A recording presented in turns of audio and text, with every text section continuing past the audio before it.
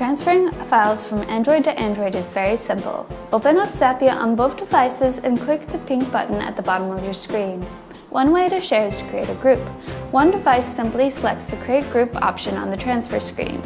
Once the group is created, the other device can join the group by either scanning the QR code or finding the group name on the Discover screen.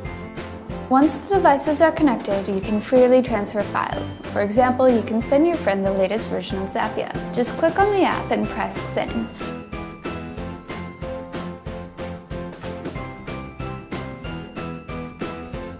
When the transfer process is complete, the app will appear in the transfer history on both devices.